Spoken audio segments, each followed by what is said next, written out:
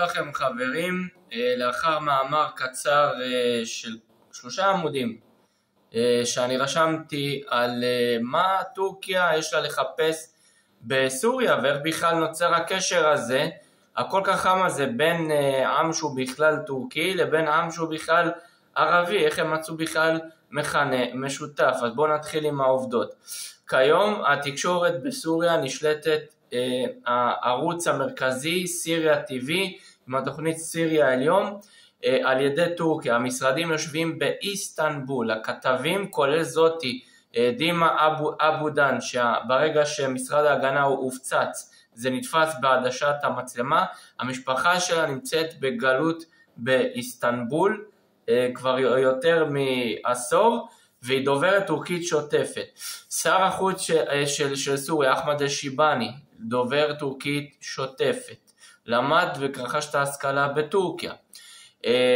אידליב זה כמו השם איסטנבול ואיזמיר, זה נשמע גם בטורקית, זה תמיד היה אזור חסות טורקי עוד מהתקופה האימפריה העות'מאנית.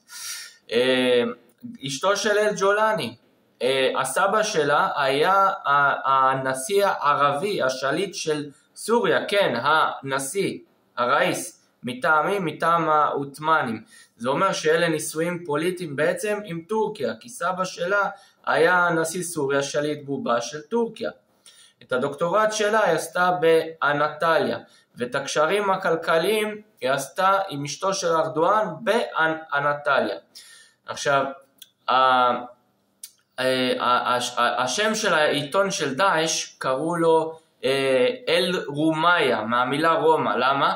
יש חדית' מפורסם שהג'יהאדיסטים משננים, שאומרים שמוחמד אמר והוא דרש מהמאמינים, מהמוסלמים, מה שנקרא מהג'יהאדיסטים, שהם יכבשו את קונסטנטינופול ואחר מכן את רומא. טורקיה אומרת, הנה, אני עושה את מה שמוחמד אמר. אומרת לאותם סלפים שהולכים אחרי מוחמד, אני סמל הניצחון שלכם, אנחנו הטורקים נגד המערב. אנחנו שולטים בקונסטנטינופול, שזה בעצם איסטנבול. אולי העיר הנוצרית הכי חשובה לנצרות האורתודוקסית, שכל כך הרבה עמים שנמצאים באירופה וגם רוסיה. זאת אומרת, כמו שאנחנו עשינו את זה, בואו נהיה ביחד, אנחנו, אתם, הסלפים, אל-קאידה ודאעש, ונכבוש גם את רומא. ואת כל זה טורקיה עושה בחדרי חדרים ובשיחות סגורות, או בכל מיני הצהרות שהאירופאים מתעלמים מהם. חלק ראשון.